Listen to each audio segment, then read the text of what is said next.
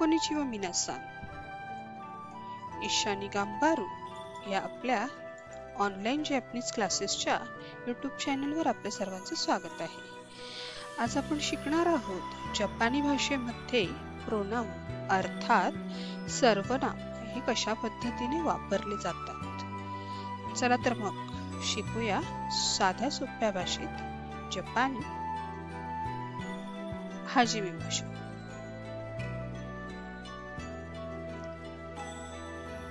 सर्वात पहिलं सर्वनाम आहे वाताशी. काय म्हणतात? वाताशी. वाताशी म्हणजे आय किंवा मी. वाताशी आय म्हणजेच मी. जेव्हा स्वतःला आपल्याला संबोधायचं असतं, स्वतःबद्दल काहीतरी म्हणायचं असतं, त्यावेळी हे सर्वनाम वापरलं जातं. जसं इथे आहे वाताशी वा काक्सेई देस. म्हणजेच काय की मी स्टुडंट आहे, मी विद्यार्थी आहे. तसंच जेव्हा आपल्याला समोरच्याला संबोधायचं असतं, समोरच्याला उद्देशून काहीतरी म्हणायचं असतं, त्यावेळी आपण म्हणतो अनाता. काय म्हणतो? अनाता.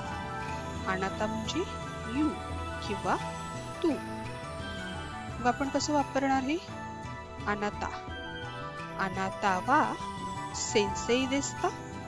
म्हणजेच तू सेन्सेई आहेस का? आहे ना सोपं.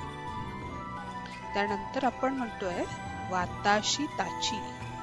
वाताशी ताची म्हणजे काय की आम्ही किंवा अस किंवा आपण यासाठी वाताशी ताची हे सर्वनाम वापरलं जातं. तर हे कसं वापरतात?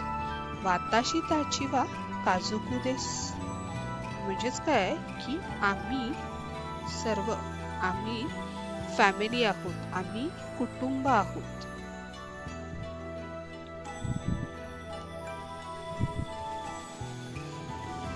त्यानंतर एखाद्या पुल्लिंगी व्यक्तीला आपल्याला जेव्हा संबोधायचं असेल किंवा त्याला उद्देशून काही म्हणायचं असेल तर आपण कसं म्हणणार? कारे. कारे. कारे म्हणजे ही और तो.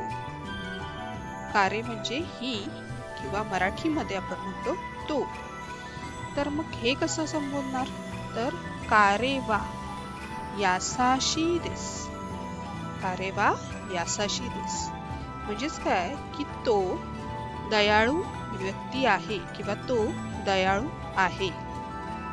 त्यानंतर एखाद्या स्त्रीलिंगी व्यक्तीला ज्यावेळी आपण संबोधतो किंवा तिला उद्देशून काहीतरी म्हणतो, त्यावेळी काय वापरणार आपण? तर कानोजू. कानोजू म्हणजेच काय? कानोजू. कानोजू म्हणजे शी आणि ती. तर हे कसं वापरणार सर्वनाम आपण? तर कानोजू वा ईशा देस. म्हणजेच काय? तर ती डॉक्टर आहे.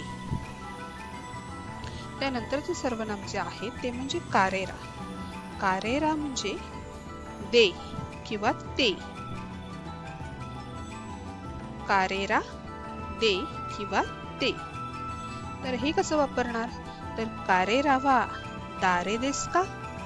म्हणजे ते कोण आहेत? असा प्रश्न पडतो ना आपल्याला कधीतरी की ते कोण आहेत. तर अशा वेळेला कारेरा हे वापरलं जातं. तर मग कसं वाटलं? आहे किती सोपं. तर जपानी भाषा अशा सोप्या सोप्या गोष्टीतून शिकूया मराठीतून.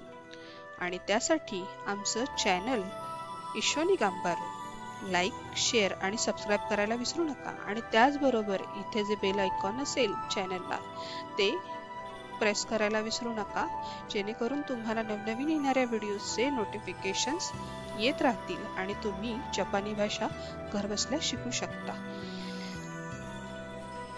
आरिगातो गोजायमाशिता.